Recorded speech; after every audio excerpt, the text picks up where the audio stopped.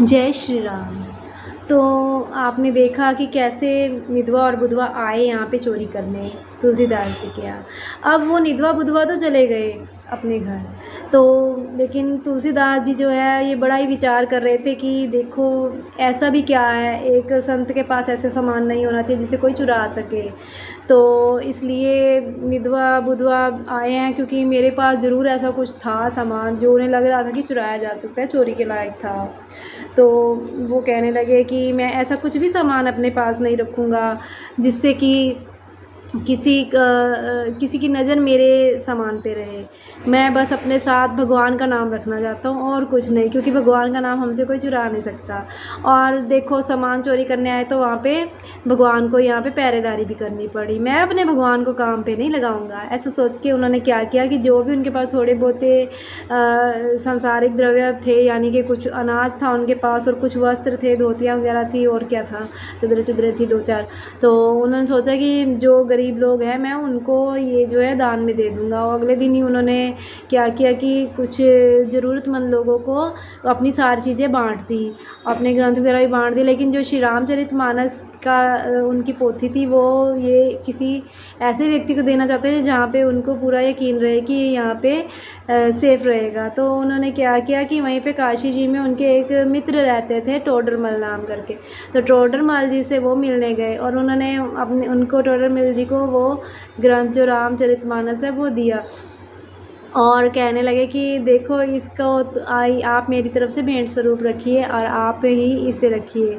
तो टोडरमल जी कहने लगे कि देख, पहले तो उन्होंने अपने मस्तक से उसको लगाया पोथी को और फिर कहने लगे कि अरे तुलसीदास जी आपने ये क्या किया, आप मुझे ये क्यों दे रहे हो, ये ग्रंथ जो है ना आप के हाथों में ये अच्छा लगता है, इसकी मैं कैसे सेवा कर पाऊँगा।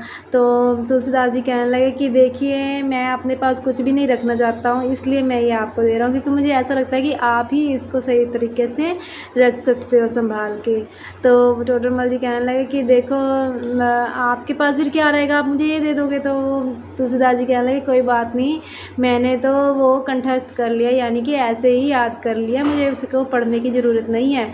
तो तुलसीदास जी ने ऐसा कह के टोडरमल जी को वो सौंप दी। और साथ में देखो एक और बात बताई कि अब आप ये सोच रहे होंगे कि जब अपने दोस्त को उन्होंने वह रामचरितमानस दे ही दी थी तो फिर वो रामचरितमानस कहाँ गई। तो वो जो रामायण थी वो तुलसीदास जी ने जब अपने मित्र टोडरमल को दी तो उनसे ये भी कहा कि ये जो मैं आपको रामचरितमानस दे रहा हूँ यह आपके पास ही रहनी चाहिए। अगर ये आपके घर से बाहर जाएगी आप इसे घर के अंदर ही रखना, यदि ये आपके घर से बाहर जाएगी तो ये वो हो जाएगी, गायब हो जाएगी, विलुप्त हो जाएगी। तो उन्होंने क्या किया कि ऐसा ही किया कि उसे कभी घर से बाहर नहीं जाने दिया। तो इस तरह करते करते 3-4 पीढ़ी तक तो वह उनके पास रही, श्री रामचरितमानस की जो ओरिजिनल कॉपी थी वो उनके पास रही। लेकिन फिर क्या हुआ कि उनके कुल में एक पुत्री हुई जो कि उनकी परपोती वगैरह होगी शायद, परपोती से भी परपोती।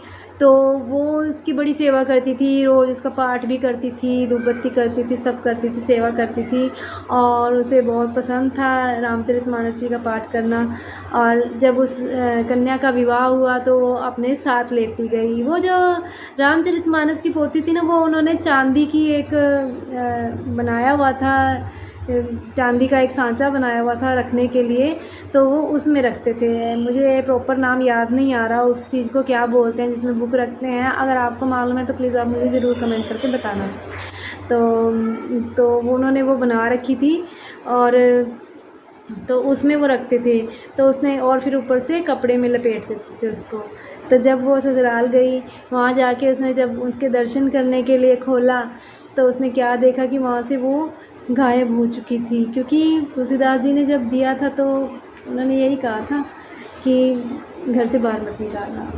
और अब 3-4 पीढ़ियाँ बीत चुकी थी, तब तक हो सकता है कि 1-2 पीढ़ी तक तो बात गई हो कि ये घर से बाहर नहीं जाना चाहिए ग्रंथ, लेकिन जब तक उस कन्या की बारी आई तब तक कोई ये बताने वाला नहीं रहा होगा कि यह ग्रंथ घर से बाहर नहीं जाना चाहिए।